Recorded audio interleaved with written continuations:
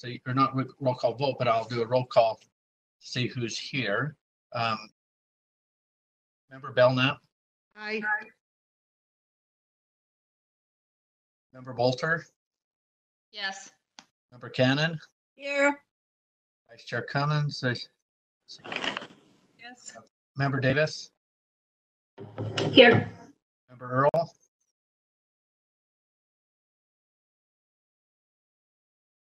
Yes. Okay. Member Gravitt? I'm here. Member Hanson? Yes. Member Haynes? Here. Member Lear? Here.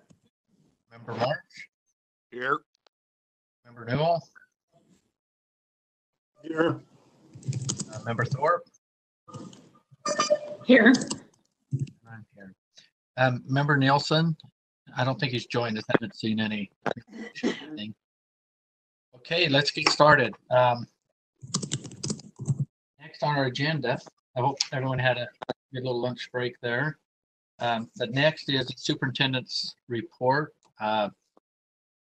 Superintendent Dixon, are you ready to come online?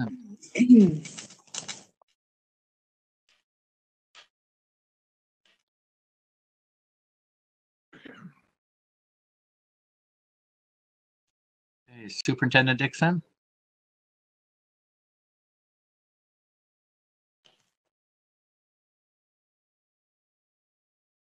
She's having a hard time unmuting. I don't know if Vice Chair Cummins can. There you go. Mic is muted. Okay, let me try something else. Sorry. Okay, I was using my phone. Oh, sorry. Hey, how is that?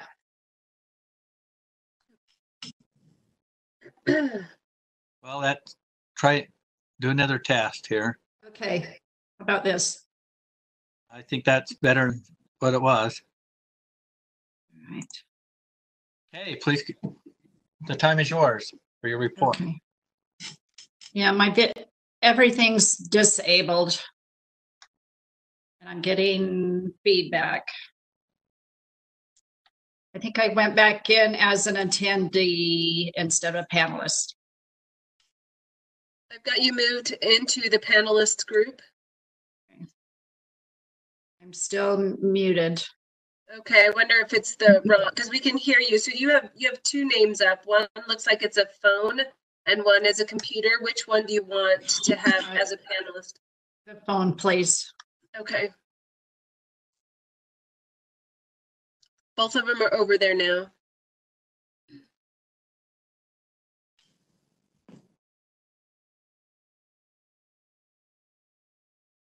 How's that?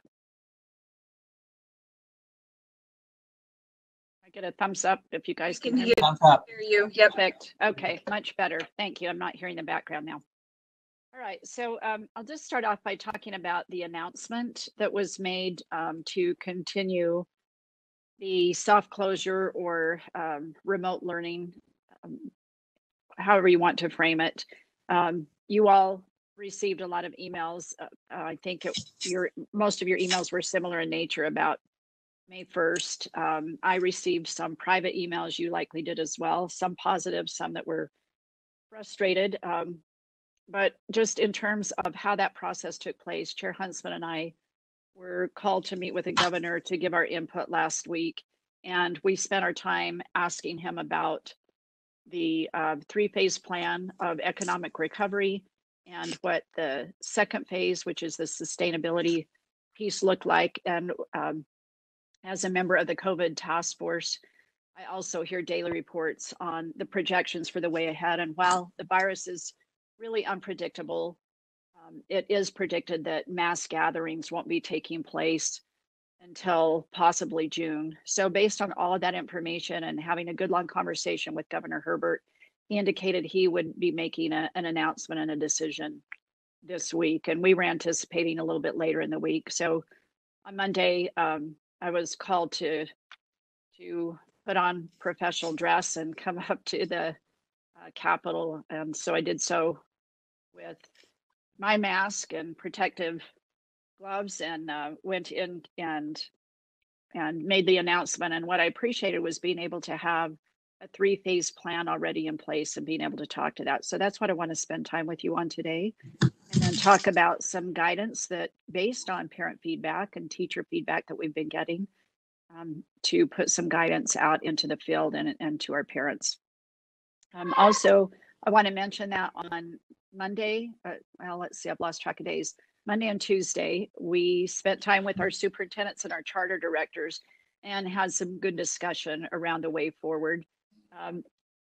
Some have asked, this is for you all as board members, but also for those listening online, why did we not wait until May 1 to make an announcement as the governor had indicated with his prior announcement? And some of that urgency was coming from the field wanting to know about graduation. It was coming from families wanting to know the way forward. So we all felt some urgency to try to move forward and put that out into the field based on science and medical opinion so that people could start to plan. Remember that some of our schools are ending on May 22nd.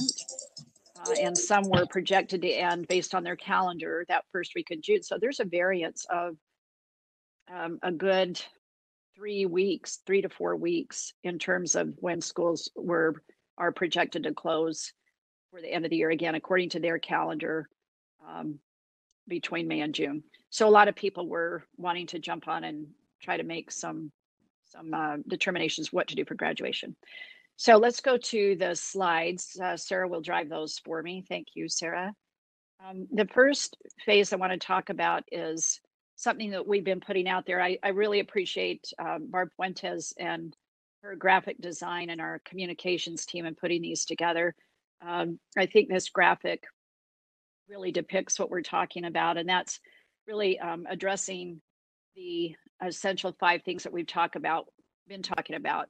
Those are the things we're focused on and that our LEAs are focused on, which is feeding kiddos.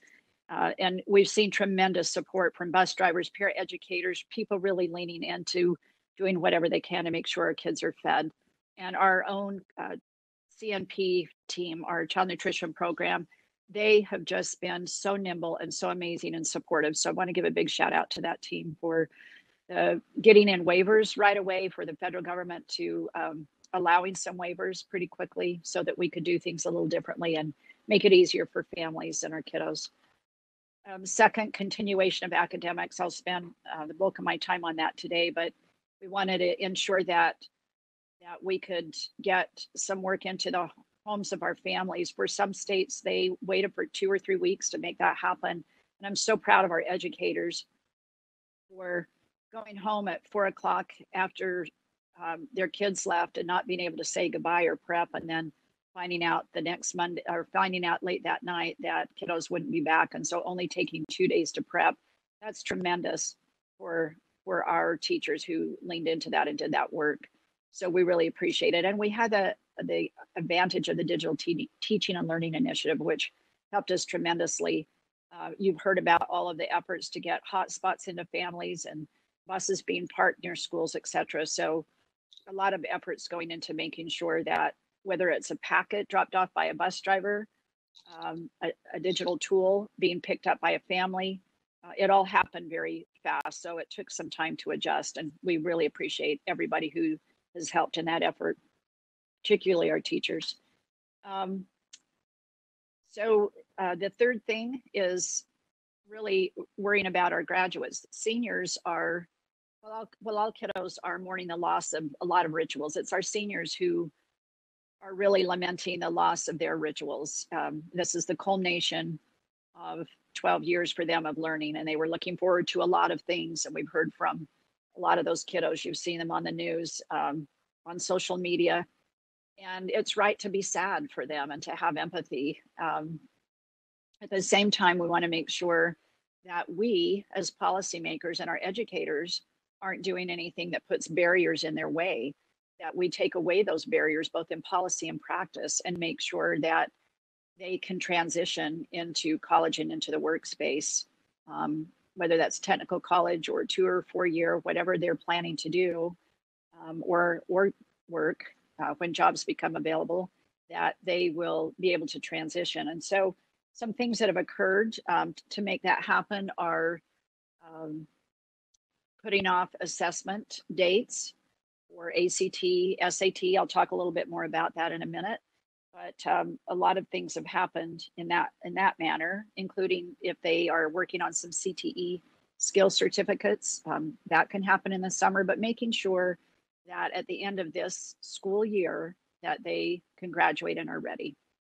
The fourth thing that we've been focused on as an essential is making sure that we take care of our classified employees and that we can keep them employed and pay them where possible. We certainly have the funds to be able to do that, but wanting to make sure that they have roles to play and can continue to be employed, some, again, where possible. And some districts where they have had to furlough some folks that at least have kept their benefits intact. So we've seen all sorts of efforts around the state of trying to help our classified employees. And really the most important one that you're all hearing about, and certainly that I'm hearing about, is the social and emotional well-being of our kiddos. Our counselors, teachers, administrators have been engaged in some efforts to make sure that they stay in touch with kids, that they're checking on them. But this is something that you've heard from parents about, and certainly we're hearing about. And we need to understand that it's hard, have empathy for our amazing parents who have suddenly become teachers while they're working from home or staying at home and trying to augment learning for their kids. So the social emotional well-being of our teachers, of our kiddos, of our families is something that we need to continue to pay attention to. So thinking about those 5 essentials, that's really phase 1, and it's the new now. And you've heard me say I don't like the term new normal so much because nothing's normal about this, but we live in this new now, in this space where everybody's trying to adjust, and it's far from perfect, but everybody's trying to figure it out and doing the best they can. As we move into phase 2 and thinking about that, and let's see, I just want to make sure I'm following along here.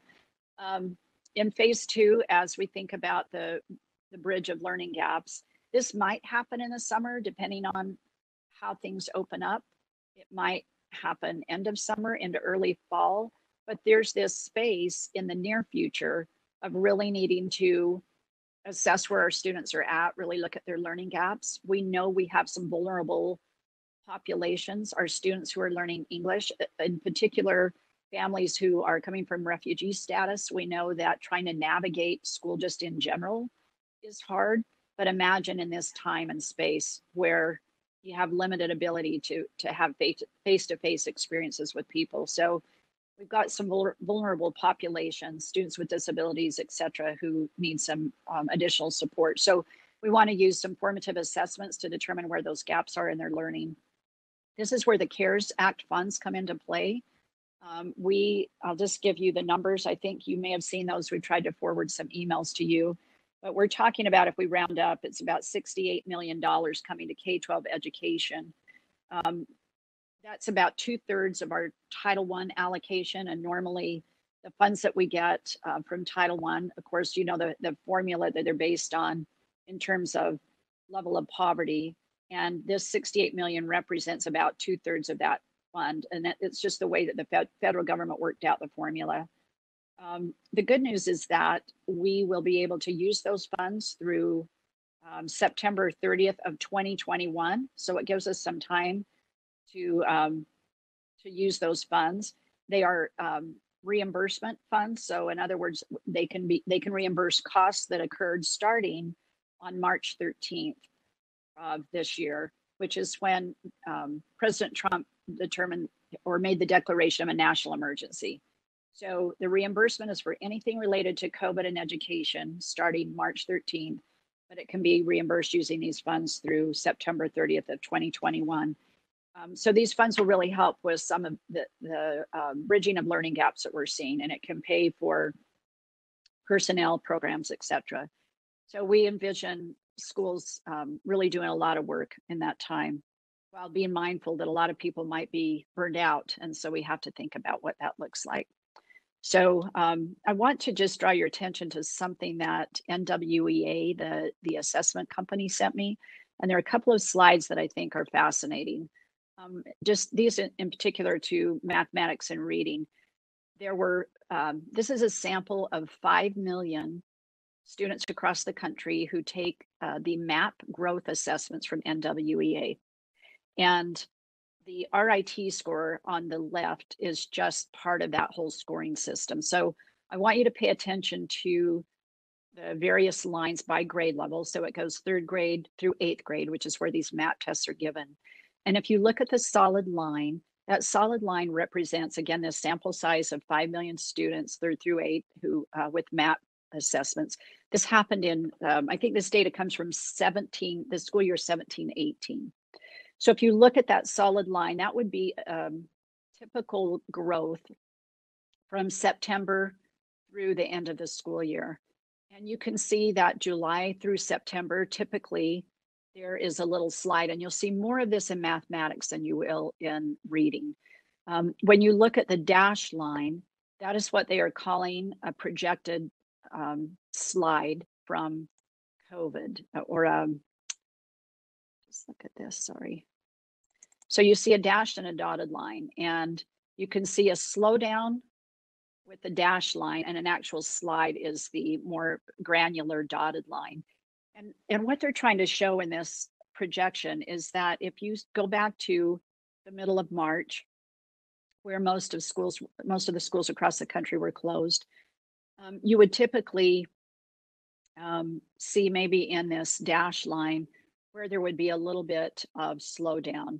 But for our learners who are already behind, you can see that, again, the dotted line, there's a steep curve, especially with mathematics. So we're talking about maybe losing 50 to 70% of what they learned. So that's a concern. And I just think it punctuates the need to really bridge between now and towards next year.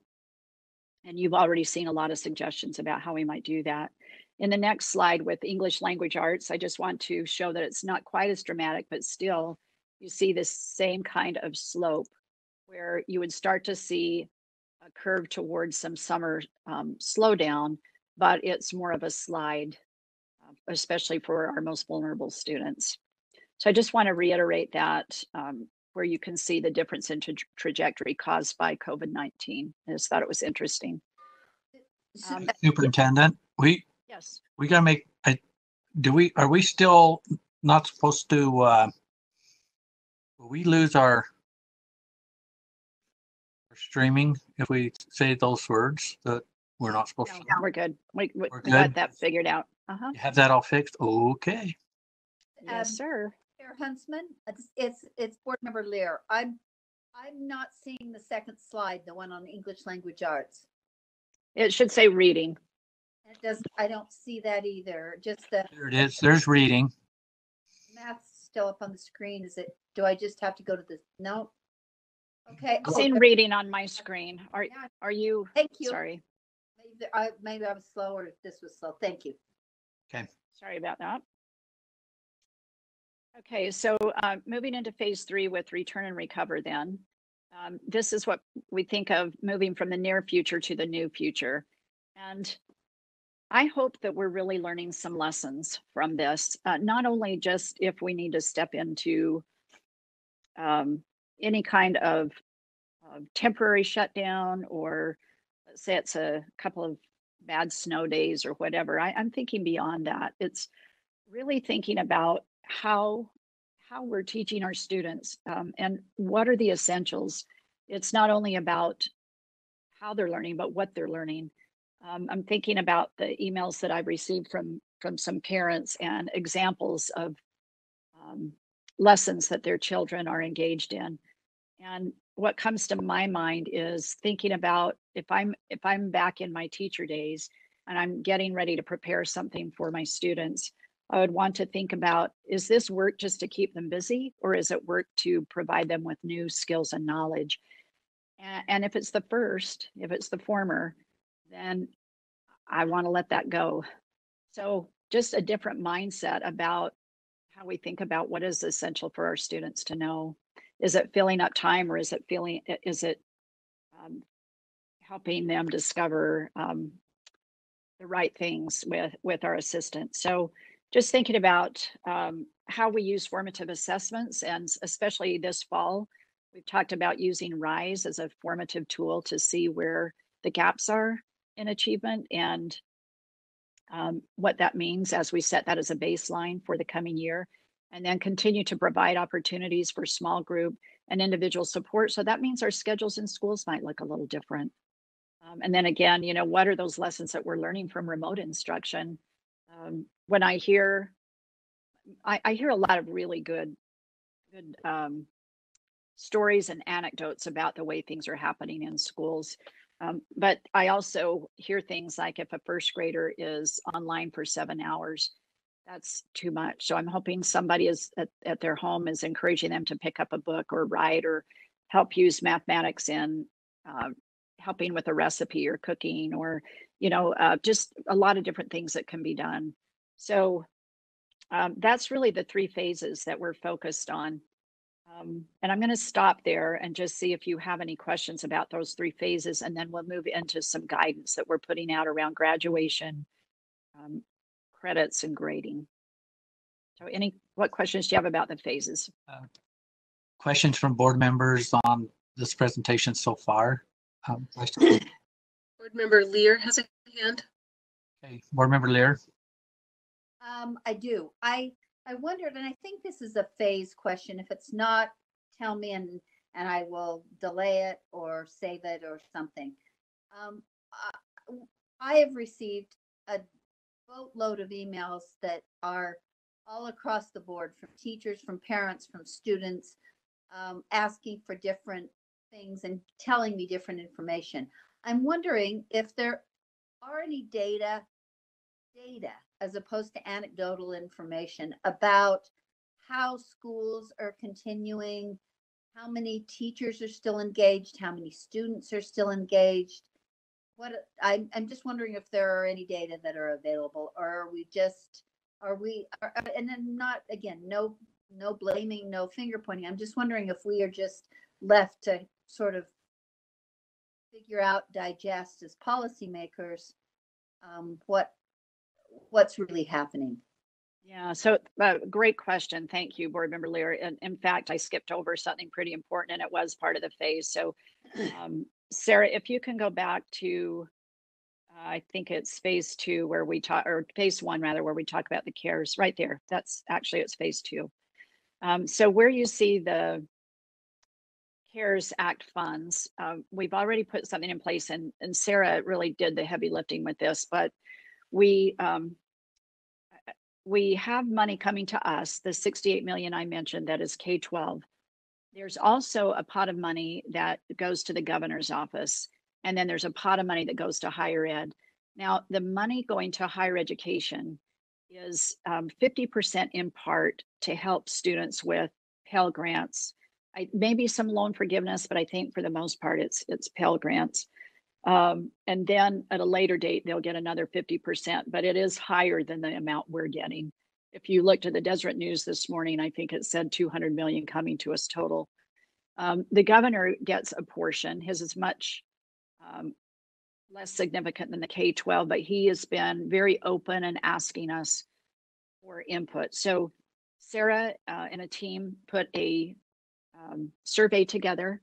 And then Scott Jones, Deborah, their team, they put a spreadsheet, and using, again, the Title I formula and the formula that was developed by the federal government, a spreadsheet together showing exactly how much money each LEA will get. So the LEA will then fill out this survey. It goes to superintendents and charter directors, and it breaks down the elements of how they see that they will be spending that money. So that's one way. By the end of next week, we will know what their needs are. To your question about, and it will help inform then how we use some of the admin money that we can hold back in that 68 million to support what they need in the summer, as well as how they will spend their money. To your question about, do we know beyond anecdote, the schools, depending on the platform they use digitally, can see students who are in and out. So they're tracking and counting that. I've spoken with some counselors and administrators. Our superintendents and charter directors said the same thing, that they can see who's in or out by if it's a packet, who's turning packets in or out, who they're able to contact.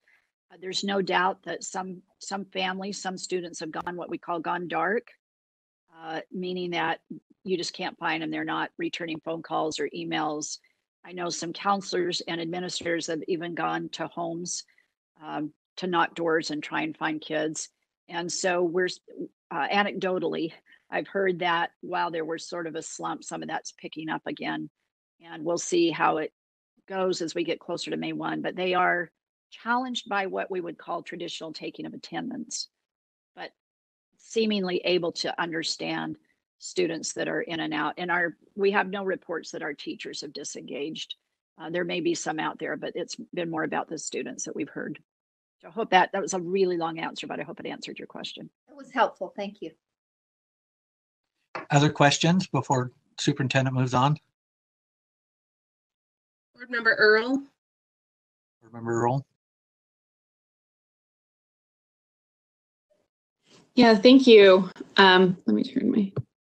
So I have just a couple of comments. I've received probably similar emails that everyone else has received, as well as calls. I actually reached out to a number of randomly reached out in my area because I wanted to kind of get a varied feedback. So it wasn't just someone soliciting, their ideas or whatever. I mean, someone contributing, but I actually wanted to know what was happening and how that was working. So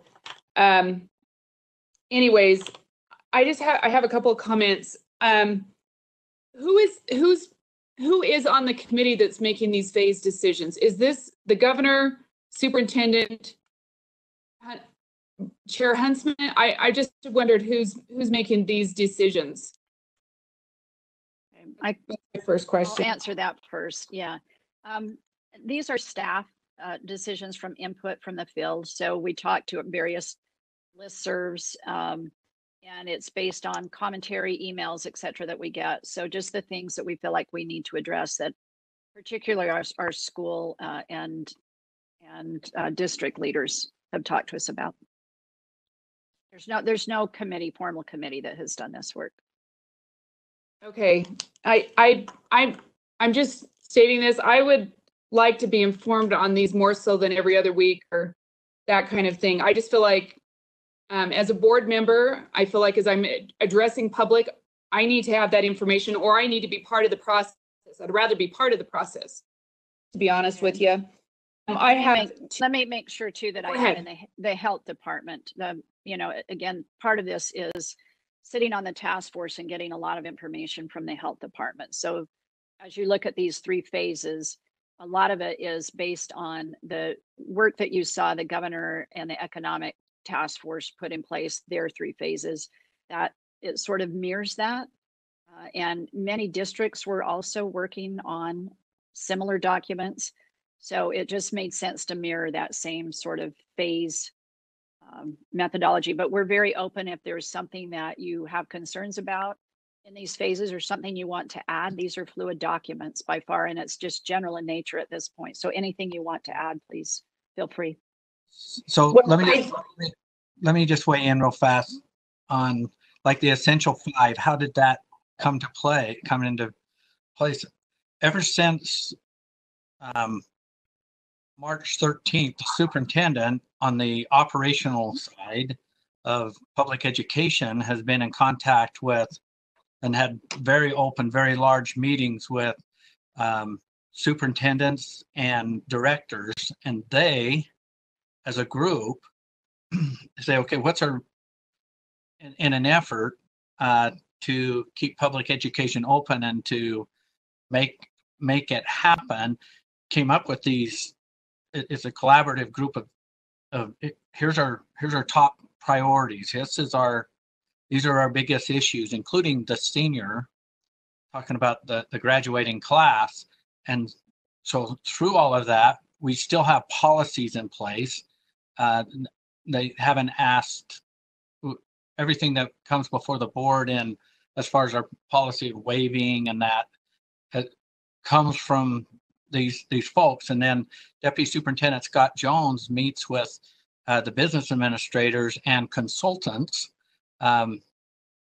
that are part of the charter schools, and all of their needs and there's a tremendous amount of collaboration weekly, and sometimes more than weekly, and these communications of where we're trying, what the priority is statewide within all of these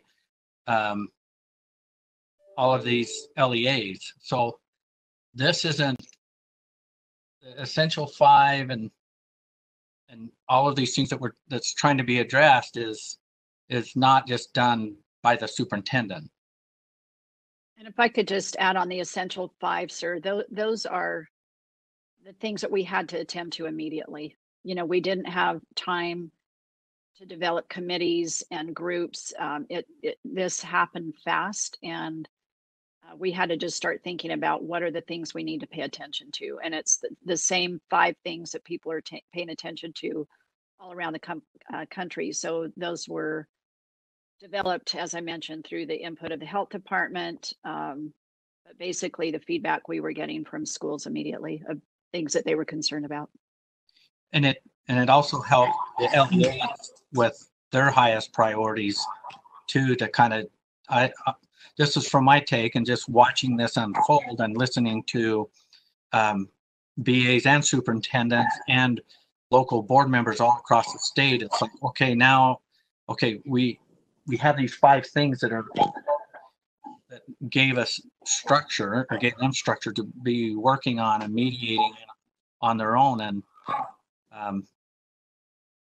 there's just an evolution that happened, the way I see it, that it did take leadership to put it together. Okay, there's a couple of areas I would like to give just a little feedback in. One of those is the technology area. And maybe you've already addressed this. I don't know. Maybe technology's already addressed this, but for example, with YouTube videos, having those embedded for educators, maybe our technology people are already putting things out that help to keep children safe. But for example, just sending kids to YouTube can be a hazard or a concerning consideration versus embedding a YouTube video that's intended to watch for a class. So hopefully the technology entities are already addressing this or discussing these kind of things so that we're keeping our kids at home safe as well as we're sending them to various sites. That's just one example. And then and maybe I missed the discussion earlier because my computer went down when Scott Jones was speaking. I would like to understand more about the CARES Act and how that's being implemented or are going to be implemented, and the restrictions or the requirements that fall under that. So as far as any of those decisions or that direction, I don't know if we can post some things about that just so that we are aware of all the directions of that and the parameters of the money that's being taken and how that could be used. So those are just— I can respond. Thank you. I can respond quickly to both of those. So in terms of the technology, there are a couple of layers to it. Anything that we have links, the Learn at Home platform through UEN, and anything that we have links to certainly have been vetted. But to your point about just sending kids to links, the local tech directors that already have all those filters have been working through those. If something pops up that we're made aware of, we work directly with the district. And Whitney Phillips with data privacy and Todd Call with digital teaching and learning have been addressing all of those. So I can have them get back with you, but I think it would be good for the whole board to see what's been done there. So we'll give you a summary. And then the CARES Act, there is an FAQ that we can send you. As mentioned earlier, the LEAs have some parameters that they use. It has to be related to COVID-19. So, it can be used for tutoring, technology devices, connectivity. There are a lot of variety of things that can be used for that's related, anything related to the stuff that we've already talked about, the effects of COVID-19, but we'll get that to you. And as I mentioned, we're getting the continuation of education plans. It's another thing I forgot to mention that every LEA has submitted. we can see what they're focused on with their essential 5. And then as we move into that phase 2 in the near future, the plan that they turn into us will show how they plan to spend their money. And we'll be able to give a report to you on that in May. But in the meantime, we'll get you more documents, the FAQs. Okay, thank you. Any Thank other you. follow-up? Okay. Vice Chair. Hampton was next. Okay. Member Hanson. Thank you. First, just want to applaud, staff, educators, parents, for all they're doing. This is really an unprecedented time, and I know people have been working really hard. I have been reading the emails that you guys have all been looking at. I really feel for especially these parents that have multiple kids, multiple grade levels in their homes. And I know it's anecdotal, but it's all I have to go on is the discussions I've had with folks here and these emails. But it seems like we're kind of all over the board as far as how teachers are engaging with kids at different grade levels, the amount of work that's being expected and the form of that work, that sort of thing. I guess I weigh in with Jenny. I feel like the board should be more involved and more aware of some of this that's going on. And I understand a lot of this is local control, and we've been doing the best we can with what we have. But I wonder if it might be a good thing if we employed staff and maybe some board members who wanted to be involved to look at the concerns that are out there, and maybe issue some guidelines, some COVID distance learning guidelines or something to try to bring this together, look at best practices and try to, we've got another month and a half, possibly 2 months with some places to work through this. And that would be my suggestion, is that maybe we could put forth some guidance to bring all of these classes at different grade levels together, and maybe some expectations for how they should be doing this. So that's a great segue into the next segment. Do you want me to move into that, or? Let me see if there's any, is there any other before you move into the next? Yes, there's more questions. Board member Belknap was up next. Who is? Belknap. I can wait. Okay. Then there's board member Davis and board member Thorpe. Board member Davis. Yeah, I just want to clarify my understanding, just to make sure that I'm giving people the accurate information. I think Jenny's questions may have been surrounding the decisions that have followed these steps after the announcements have been made, but I just want to make sure that I understand that we don't have a say. We don't get to vote. The superintendents don't get to vote. We don't get to say when schools, or if they even are closed or open, and for how long. That's driven by the health department data as they follow the science of the virus. Am I understanding that correctly statutorily? That's correct. Statutorily, it's the state health department or a local health department if there were just a local breakout of any kind of health issues, but it's definitely the state health department, and then the governor makes the pronouncement based on the health department. That is correct. Okay, great, thank you. Well, please continue. Is there, well. Member Thorpe was next. It's really echoing. So there's another one. Another board member that. Board member Thorpe. Board member Thorpe. Hi, yeah, thanks. I just wondered if there were any consideration during the new now, some groups of kids that I'm particularly concerned about, and I'm sure that staff has thought about this too, but I'm wondering if schools could use some guidance about how to look out for kids where there might be suspected abuse and neglect, or for kids with disabilities. I know that that's something that you're already thinking about, but it's just something I want to make sure that I bring to the forefront. And because I think that there are things that teachers can still do to keep an eye on kids, especially in risky situations. And so I'd love to maybe hear if there are plans about that, or if they can use some guidance, if there's some way we can help. I would love to be able to give teachers some tools that they need to help in those situations.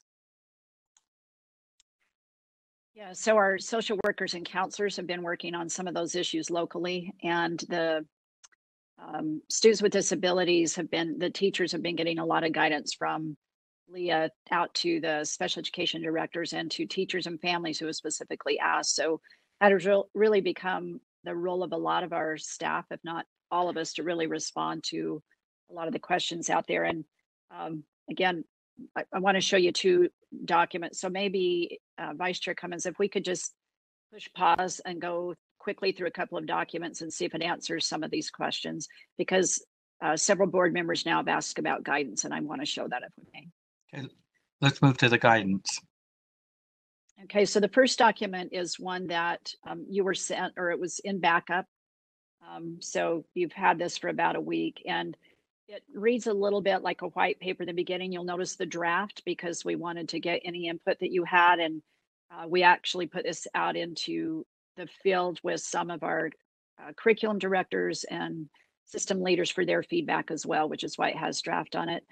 But there's a bit of narrative just that talks about the board's role and graduation and why requirements are important. But given this time, this unprecedented time, some guidance. So Sarah, if you'll scroll down just a bit, we try to address credit. And so one of the things that we've been concerned about is people being very hung up on how they might think about a traditional graduation. Our kids are really overwhelmed thinking about, gosh, I had a 3.5 or a 3.8 GPA, and now I'm getting these grades, and what does it mean for graduation, and what does it mean in terms of scholarships? Is all kind of moves together. So for graduation, we're saying we're kids on track at mid-March, at the end of last semester, and if so, then they're probably on track to graduate at the end of the year. If they were a little bit behind, are there ways that you would normally help them catch up, continue to do so that they can graduate on time? So thinking about how they can show competency and not be so tied to every assignment for graduation, but really trying to be lenient to make sure that there are a variety of ways for them to show that they're ready. So we've made some recommendations there. When it comes to grading, I think the first thing that we would say, and this applies to graduation as well, is do no harm. And we're hearing from our educators. They're really, I think, trying to bend over backwards, but they also were in a holding pattern, which is another reason that it was important to make the announcement when we did. I think some, if not most, teachers were at the secondary level, especially, were moving along, assuming we might come back and they would just put things back into place. But these are times that have challenged our kids with social emotional issues. So we're saying about grading, you have to think about it a little differently. So we've given some consideration about, first of all, no Fs, no failures. Think about pass or incomplete. And our staff has done a really good job of checking on scholarships, talking to all of the institutions of higher education in our state. The last holdout is kind of NCAA. That's a harder nut to crack when it comes to pass fail. Traditionally, some of our universities, if not most, in a concurrent class, for example, if you were given a P, that might turn into a D if it needed to be changed on a transcript. So the universities have said we're accepting passing grades and not so hung up on full grades. So we've worked, and that's especially in concurrent, I might say. So we're working through all of those issues, and it really is important that the student, if they're accepting a pass or an incomplete, that they make sure that it doesn't impact any scholarship that they might have, et cetera. But I want to thank our institution of higher education because they're flexing with their kids as well. And that means as our students enter and transition into college, that they won't be penalized. So pass and incomplete instead of pass fail, because we're saying no fails. Think about where kiddos were when we suspended face-to-face learning. If they were getting certain grades and there was a pattern of their grades and you can see that those grades have fallen behind, then let's not worry about every assignment, but put policies in place that provides some kind of rubric where you can see how they're doing. So a lot of possibilities and flexibility in place for grading. I want to give a shout out to Box Elder. I would encourage you all to go to Box Elder School District and look on their Facebook page where they posted for parents a policy that they adopted. I believe it was last night at their board meeting. And it's really clear about their grading policies. And they are saying the same, no Fs, and it really mirrors a lot of the guidance that we're giving here. So again, just trying to get in this mindset of competency and showing how kids know and not focusing on busy work and checking off assignments, but really working with the students to make it more personalized. In addition to grading, then we've focused on some guidance for credit. Sarah, did I skip over that? Is that on the? I'm not seeing it. I thought we had graduation, grading, and credit. I probably skipped over it. Let's see if I can bring it up.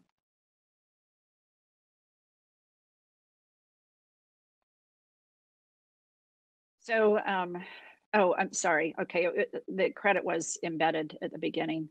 So again, credit through competency-based assessments, expanded course equivalency, and then a lot of ways to look at grading. There's some good information on that document that I won't go into based on time on concurrent enrollment. And again, it gets into the specificities.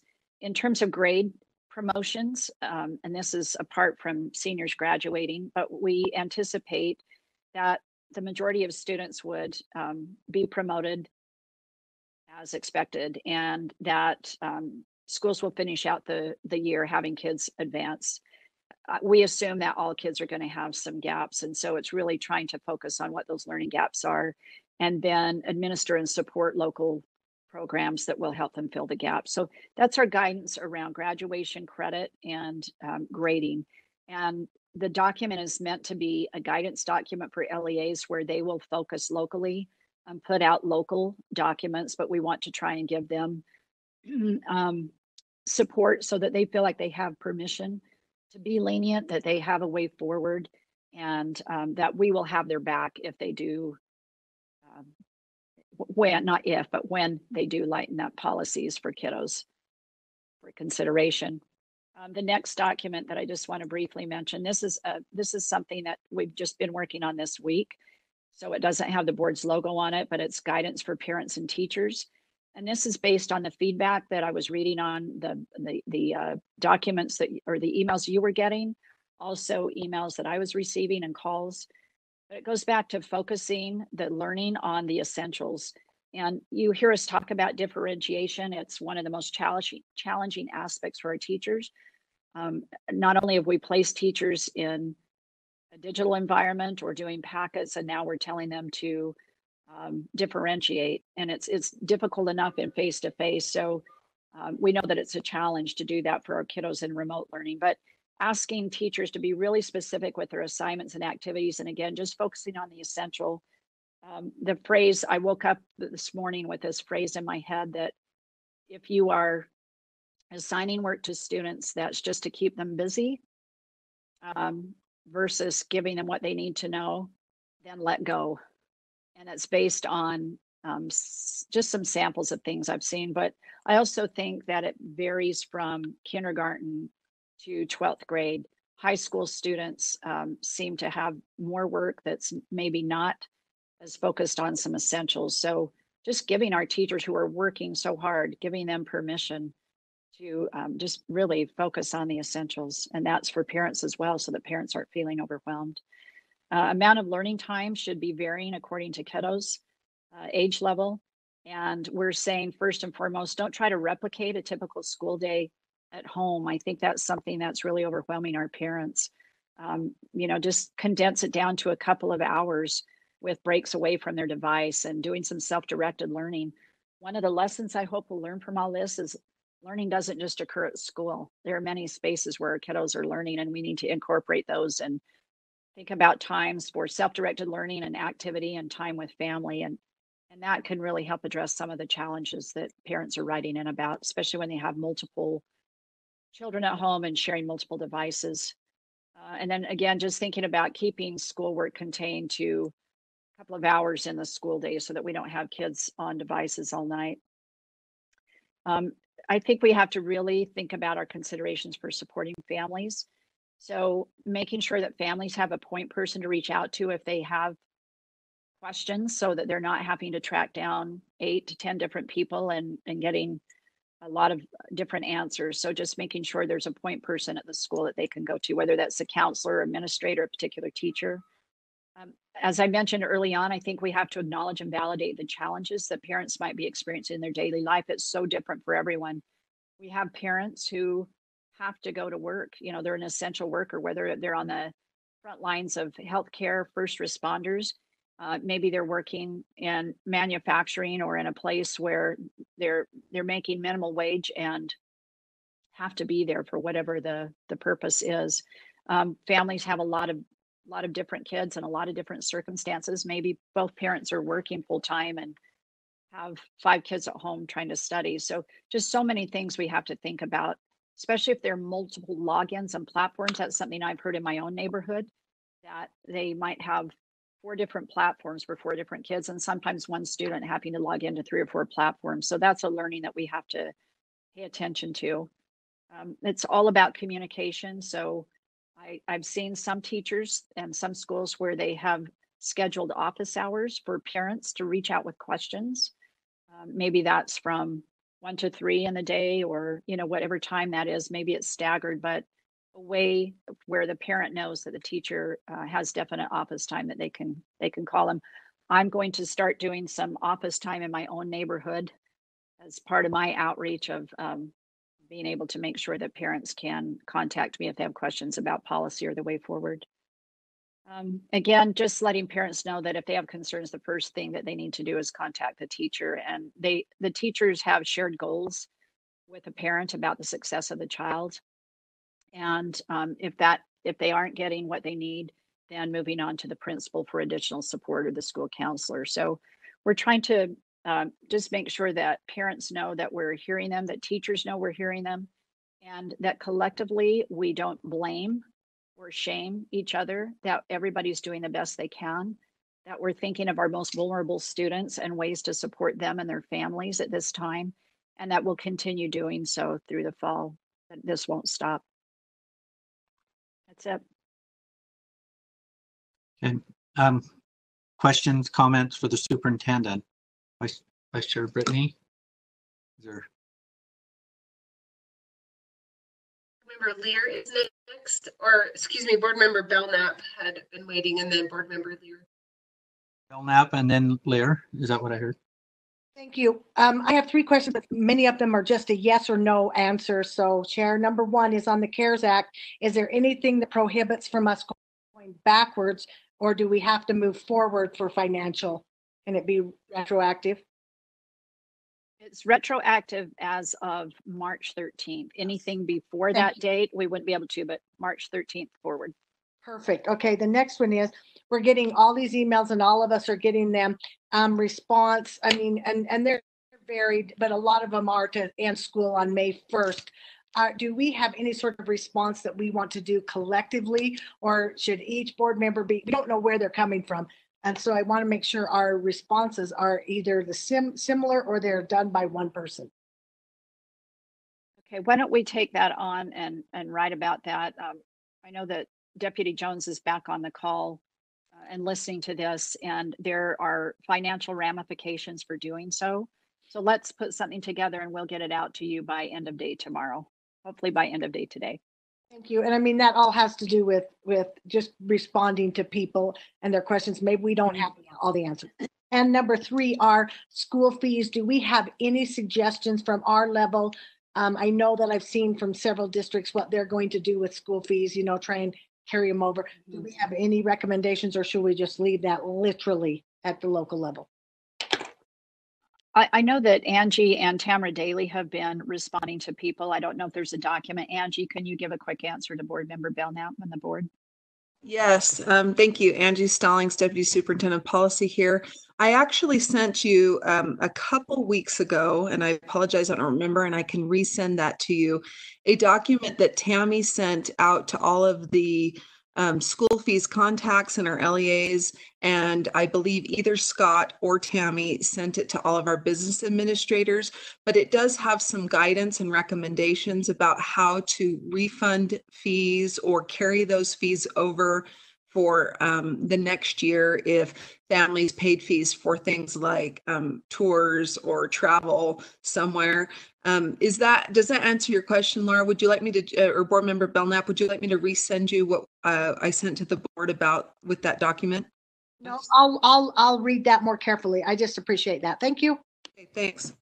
And I'll just weigh in. That was received because I know a lot of the BAs that I've been talking to talked about receiving that. So that has been a concern of some parents. And then also, okay, what do we do, especially with spring sports? So thank you for putting that out, Angie, and our school fees specialists. And Chair Huntsman, just on the piggyback of that, is that Scott is going to meet with the UASBO group on Monday, and I'm sure this will be a topic of discussion there as well. Yes. Did you have a follow? Did that cover Board Member Belknap? That's all three. Vice Chair Cummins? Lear's next. Okay. Board Member Lear. Feedback on the document, because Superintendent mentioned that's why it was labeled draft. I would maybe suggest respectfully that you lead with the fact that this is guidance, that grading, every legal thing that's written says grading is a local issue, even down to the teacher. So I would suggest or recommend that you lead with that, and certainly you can offer these as best practices or suggestions or guidance, but that ultimately Angie's telling me my volume is low again. Is that better now? Can you hear me better? I hear you great. Thank you. All right.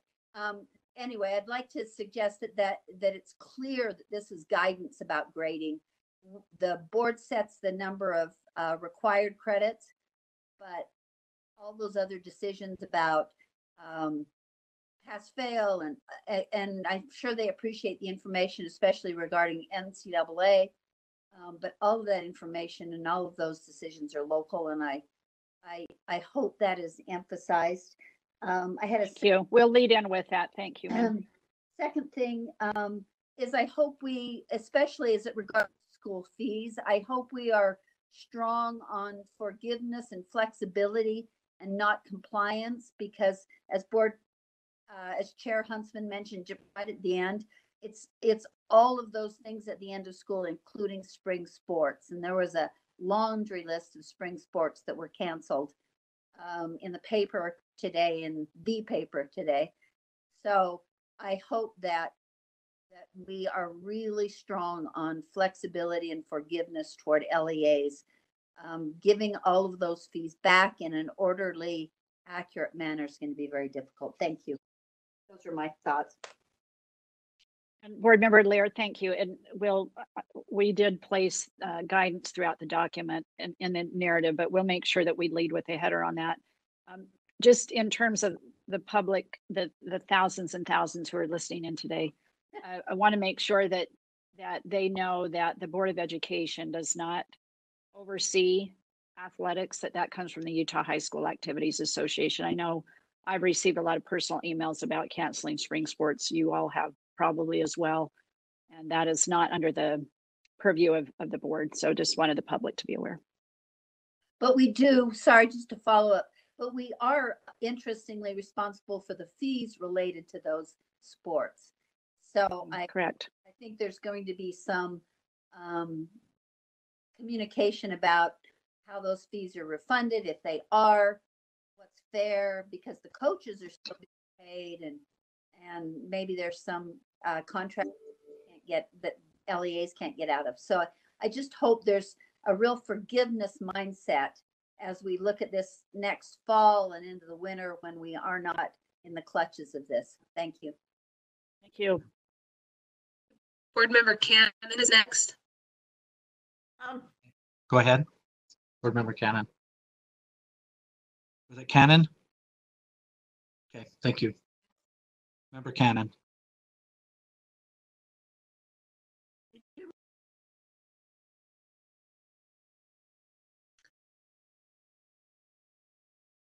Member Cannon. Sounds like her connection is shaky.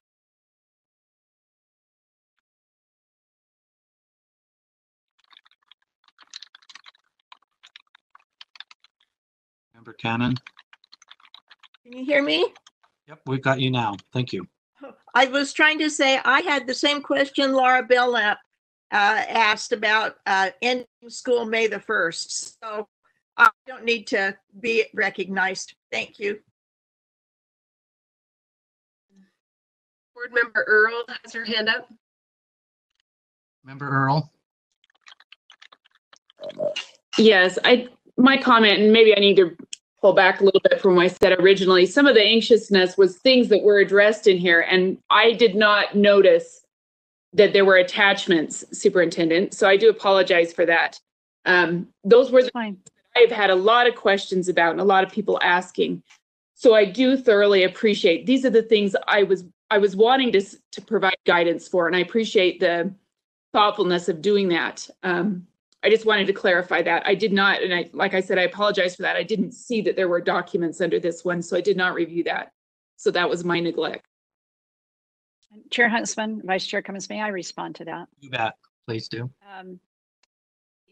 Yeah, this is something that we've really grappled with, how to involve the board in this rapid fire guidance and work that we're doing. And I think each of us, I know that my team spends 10 hours a day like I do, and a lot of that is spent on webinars and a variety of ways to find out what's going on, not only in our field, but how are others responding across the country and getting updates from the federal government, et cetera. So typically, whatever typical is anymore, we would bring information to you and say, here's a concern, or we might have a committee or a task force, and you as board members would help flesh that out. And we've just really been in rapid fire. So we're trying to respond as quickly as we can. And we know that we're pushing emails out to you with, whether it's, I find myself just saying, hey, FYI, or here's an FAQ, or here's some information. And that's not typically how we would hope to involve you. And so I'll own that and just take responsibility for saying, we're really trying to be rapid fire, and we were trying to hold a lot of this stuff for today to get your feedback and input on. And then if you feel comfortable, we would refine and push it out to you one more time and then just take draft off. A lot of our systems want this stuff now. They wanted it yesterday. Other states didn't do anything and just spent a couple of weeks putting guidance together, and they're just putting it out now. But as I started with, we leaned into teaching right away. And it's kind of like building an airplane as you fly. So this is not typical of how we would involve you, and I apologize for that, but we really are just trying to do rapid response at this point. You're fine, and I appreciate your thoughtfulness. And if I might just add, in talking with the superintendent and Deputy Superintendent Jones regularly, I've asked them to make sure they give you a lot of FYIs. And if there's anything that we have that we need to change in policy, now this is operational and falls under guidance within our rules and what we can and can't do with how we spend money and etc. If it's outside of one of our rules, or if we need to change one of our rules, then fly the flag and then we get it on our agenda. But this has been very aggressive. There's been a very aggressive dialogue that has gone back to LEAs and our staff. When the superintendent talks about working 10-hour plus days, a lot of those days are 7 days a week. I hear from LEAs and staff that are embedded into them regularly, where they're asking a question, can I do this, or where is it? Is there any way I can do something this way? And superintendent's staff responds. They shoot the email out on a Saturday or Sunday, and they get a response almost the same day. And so there's a lot of stuff that's happening. And of course, we're not copied on all those, but the big list, the big things that are happening out there, we've asked the superintendent just include you in an FYI, just like the school fees things. It's like, okay, spring's pretty much shut down. It looks like it's going to be shut down. My dialogue with Angie was, okay, a lot of fees were paid, and she says, I'm on it. And she gets her staff, or gets the staff that's over fees on it, and they shoot out the kind guidance that all falls within the rule. And so this is how it is. And of course, you're copied on it, and it's very difficult to stay up on all of it. But I'd rather, as your chair and working with them, I'd rather give you information overload than the lack of. So I hope that's how you want it to continue.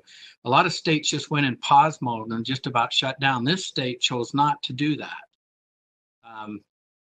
The education community, and we talk a lot about local control and et cetera, all that local control, or most of it, I can't say 100%, but I don't know the percentage that hasn't reacted to this, stayed in the education business, and they're trying to make it work as they go and stay within all of the statutes and rules that are in place. So kudos to them for not pausing on this and doing their best. So back to the superintendent and staff and all of that, unless you don't want to be on that list, I think it's going to keep coming towards you. Is that the direction you're going to go, superintendent? Yes, we'll continue. We'll just continue to mail things out that are pertinent to the board. We don't want to overload you, but there are things you need to be aware of and perhaps be involved in. And I completely get, for any of you that feel like you should have been more involved or you wanted to be involved in decision making, I'm sorry, and I do get that, but we really have just been trying to hunker down and respond, and our team is doing amazing work, and I'm just so incredibly appreciative of those who have given input from the field. We've really been trying to tune into our charter directors and superintendents and principals and teachers and parents, all those who are invested in this. And I especially appreciate the students. There have been a few that have reached out to me, and they've had great ideas and so eloquently expressed themselves. And I just am so proud of our kiddos. They're struggling, but they're resilient. And the fact that some would take the time to search me out and write an eloquent email to me just thrills me every time I see that happen. So so just so that we're clear, and this is public and in front of all of our board members, I hope our conversation hasn't taken any wind out of anyone's sails, and keep moving forward aggressively like we have been doing, or you have been doing, you and your staff, in response to LEAs and et cetera. Aren't we week 4 right now in kind of our soft closure? We're in week 5, but some schools have had, in fact, most have had a spring break. So it's been about anywhere from 3 to 4.5 weeks of instruction at home based on the school. And there's still more to continue to get to the end of the school year. So I hope the conversation hasn't taken wind out of your sails, and applaud you to keep moving forward. And of course, we're always trying to do things better and keep everyone informed. So thank you for your work. Is there any other questions or comments for the superintendent? I thought Board Member Davis had a hand up. Yeah, Board Member Davis is next. Okay. Board Member Davis. Yes, I just want to add my thanks to the immense mountain of work that's going on out there. I want to refer back to something that you said, Superintendent.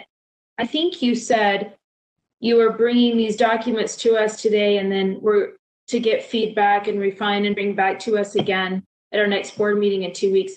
Did I misunderstand that? Because a lot of the schools and folks, even parents and educators and district leaders that have been talking with me, I think, could really benefit from these documents you've been working on sooner than that.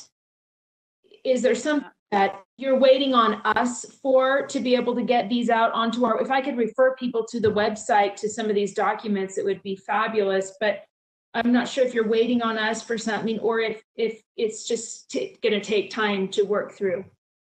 No, I'm sorry if that was confusing. We're not waiting until next board meeting.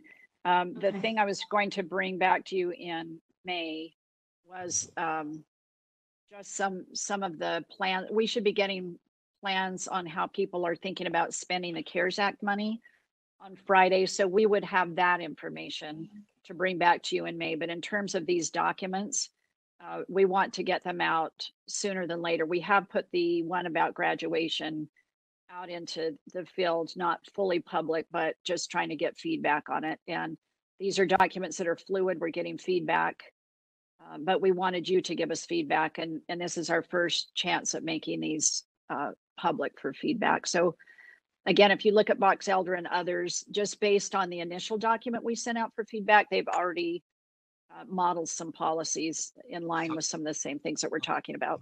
So just to follow up. Let me just go to this real fast. When do you want board input back after we review these documents? Well, we're trying to, right now is what we're considering review. So for example, board member Lear's comment about making sure that we strongly state that this is a guidance document and not board policy. That's really good feedback to make sure that that is clear. So that's the kind of thing we're hoping for today, because we want to make sure these are out into the field by end of day tomorrow. Okay. Board member Davis? Yeah, just to follow up, if it would actually be helpful to see some of the guidance that is given to folks in the field. I don't want to see the stuff that you send out to get all of their feedback to come back, but if anything becomes definitive, you know, to either have it sent to us via email or to just send a link to us to say, hey, heads up, this just went up on the website. For example, when I had questions about the data privacy coming to me and you said, oh, our folks have actually been working on this. And then we had this big, long, wonderful resource that I think might be on the website now. But if we could just have a little heads up, if something big like that goes on the website or out to superintendents, it kind of helps us to field the questions that we're getting too without having to send 50 questions back to you. Okay. That is super helpful. Yeah, that's a great idea. And Jeff Van Holten is your liaison. We'll make sure that he sends you, or our comms team will send you an email when those types of things are posted. That would be great. Okay, thanks. Mr. Cummins, anyone else in the queue? No, there are no other hands. Well, Okay. Thanks for all your input and your attention to this. We did try to get that guidance document posted fairly early. I think it's been posted at least all week, and you have a lot on your plate and a lot to read through. So we'll find better ways to get information to you. Thank you so much again for your attention. And this is a big virtual hug for all the educators and the parents and the kiddos out there working so hard in this unprecedented time to make all of this work. So thanks to the board for supporting us. Okay, thank you.